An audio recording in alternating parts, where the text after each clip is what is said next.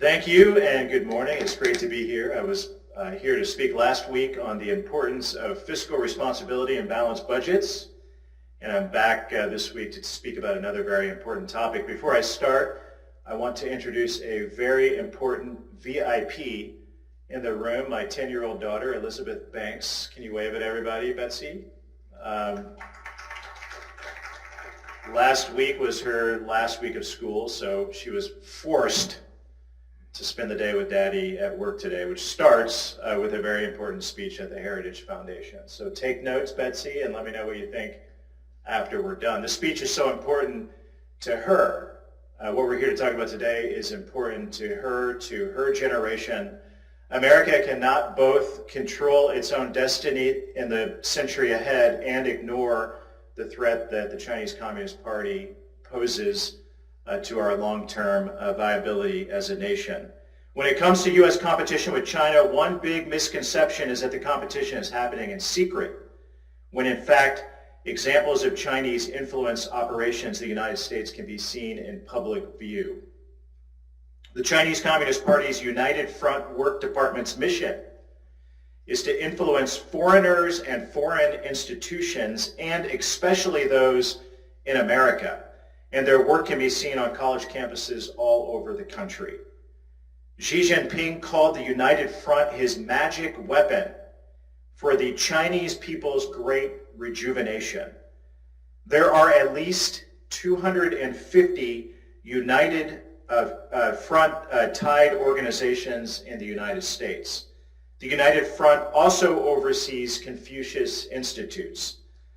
Confucius Institutes and Chinese universities establish partnerships with American universities who receive government-funded research funding on their campuses. Most of these partnerships aren't random. The United Front specifically targets universities with strong STEM programs. There have been several espionage attempts in recent years as the Chinese government steps up their influence operations at U.S. universities. And here are just a few of the examples. In December of 2020, a Chinese Harvard-affiliated cancer researcher was caught with 21 vials of cells stolen from a laboratory from a Boston hospital.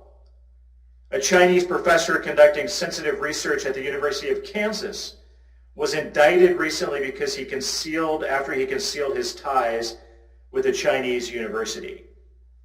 A Chinese scholar at the University of California, Los Angeles, was convicted for shipping banned missile technology back to China. A Chinese student at Chicago's Illinois Institute of Technology was charged with helping to recruit spies for China's version of the CIA. And a Chinese professor was recently accused of stealing American technology to benefit Huawei and returned to China after being sentenced to lying to the FBI. President Trump led the effort to take Chinese espionage attempts seriously during his administration. He was the first president to actually do so. In December of 2020, President Trump sanctioned the United Front Work Department for the very first time, addressing a threat that was never addressed by the United States before. During the Trump presidency, the Department of Education began cracking down on universities' acceptance of foreign gifts under Section 117 of the Higher Education Act. Under President Trump, the U.S. closed the Chinese consulate in Houston after finding an intelligence gathering operation aided by diplomats to collect scientific research from American universities. Information on foreign gifts to universities was previously underreported and largely unnoticed by the United States government. But because of President Trump's leadership, 104 out of the 118 Confucius Institute branches on American university campuses have closed or were in the process of closing by 2022. However, the Biden administration fundamentally does not understand the China threat and has undone in a year and a half much of the progress that was done under President Trump. This administration cannot even bring itself to define China as an adversary. Deputy Secretary of State Wendy Sherman even used the phrase healthy competition to describe U.S. relations with China, parroting the Chinese Foreign Ministry's use of the same phrase in April 2021. She's singing off of the Chinese Communist Party's song sheet.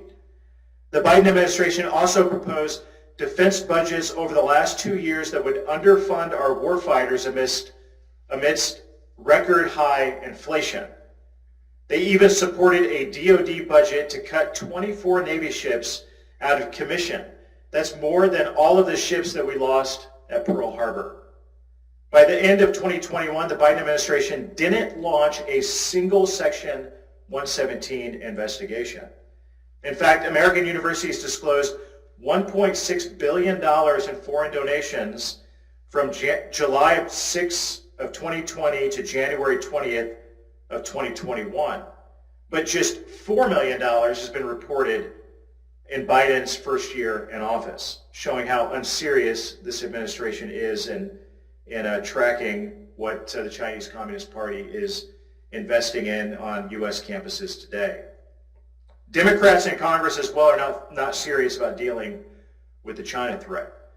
Their centerpiece China bill does little to nothing to take on China's theft of intellectual property, their military buildup, or their malign activities in the United States. The House bill even includes billions of dollars to the UN Climate Fund. Rather than countering China, these bills would in many ways help China. One of the main reasons that I oppose the Democrats' U.S. Innovation and Competition Act, or the so-called COMPETES Act, is the lack of adequate guardrails for federal funds to universities.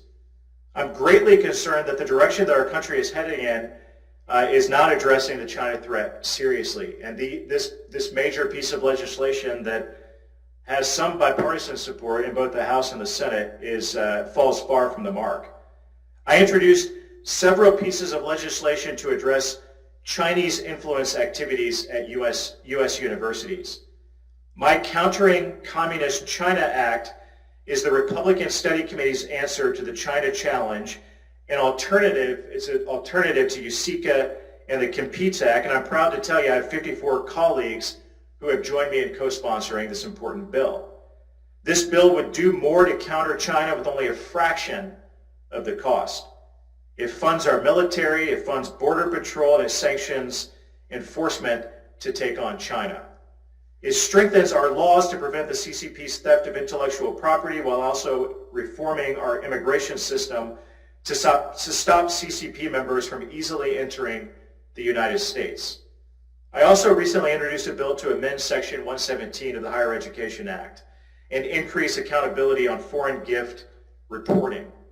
This bill would not only strengthen scrutiny on foreign gifts and contracts to universities, but it would also give the federal government a say on whether universities can accept certain gifts and contracts. Additionally, my Protect Our University Act strengthens oversight on foreign students who are participating in sensitive university research and restricts the use of Huawei and ZTE in federally funded university research. In this year's National Defense Authorization Act, I introduced 2 amendments to address these threats. One of my amendments requires universities receiving Department of Defense funding to disclose the background of research personnel and foreign research collaboration. I also introduced an amendment to restrict DoD funding to universities with ties to Chinese defense and military establishments. I look forward to discussing those amendments with my colleagues at the House Armed Services Committee markup of the National Defense Authorization Act, which will occur tomorrow. Next year, when Republicans regain the majority in the House, I look forward to curbing China's influence operations in the U.S. and passing several bills on this important topic. I can't think of anything that's more important to be a major part of the centerpiece of the Republican agenda when we take back the House majority next year than combating this important threat, this vital threat to our country's security. With that, I want to thank the Heritage Foundation for all that you're doing on this subject. I applaud the conversation that you're having today, the research that you put out, the work that you're going to discuss today is so important. Our office is here to back you up in any way. Thank you for letting me be a small part of what you're up to today. Have a good day. God bless.